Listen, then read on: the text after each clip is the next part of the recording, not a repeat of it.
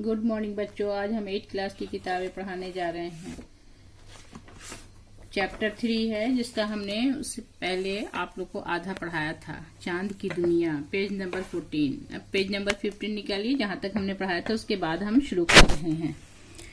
तो यहाँ पर पढ़ा दिया था। उसके बाद है चांद पर ना तो हवा है ना पानी, इसलिए वहां किसी किस्म के जानदार नहीं है। तो ये हम लोग सभी जानते हैं कि चांद पर हवा भी नहीं है और पानी भी नहीं है, इसलिए कोई भी जानदार वहां जिंदा नहीं रह सकता और वहां जानदार नहीं पाया जाता है। चांद पर आप चाहे जितने भी जोर से बोलें, लेकिन हवा ना होने की वजह से जरा भी आवाज पैदा ना होगी। तो आवाज कैसे फैलती है? तो हवा के जरिए फैलती है। चांद पर हवा नहीं है, इसलिए जोर से भी जितना चिल्ला के भी बोलिएगा तो आवाज वहां नहीं पैदा होगी।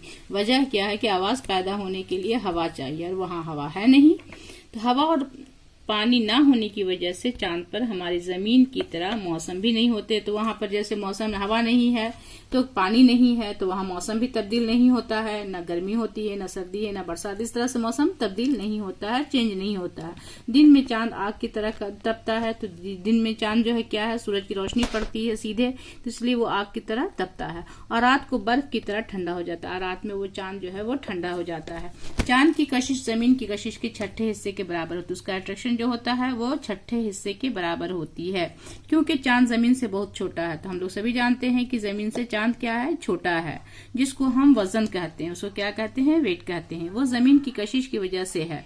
चांद पर जाकर हर चीज का वजन जमीन पर होने वाले वजन का तकरीबन 1/6 रह जाता है। तो जब चांद पर वजन, जब जमीन पर जैसे मान लिया कि वजन है, तो वहां पर चांद पर जाकर उसका वजन कितना हो जाता है? 1/6 से।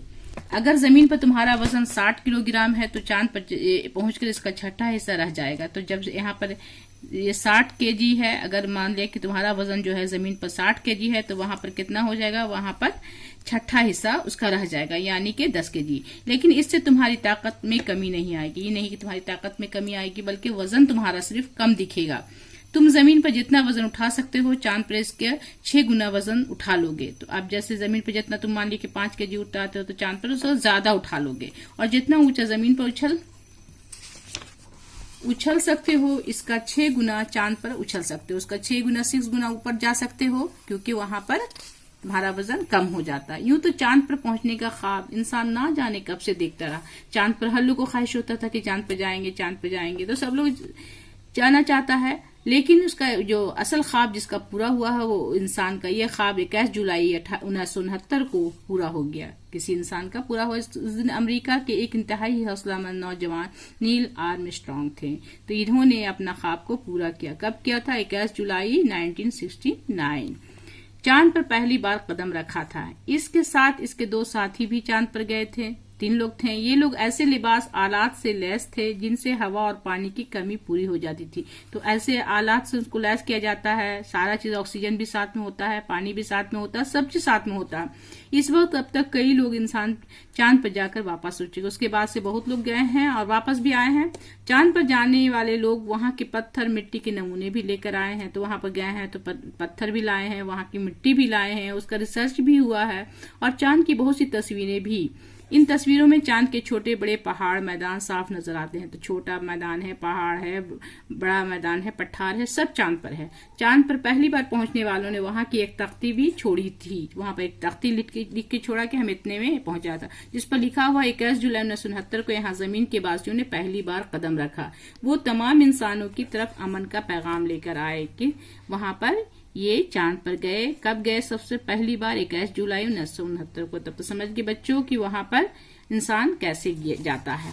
अब उसका अल्फाज मानी को आप कॉपी में लिख लीजिएगा। उसके बाद यहाँ देखिए MCQ क्वेश्चन। पहला है गैलीलियो कहाँ का रहने वाला था? England, America, Italy. तो इटली में टिक मारिएगा, 3 वाला में।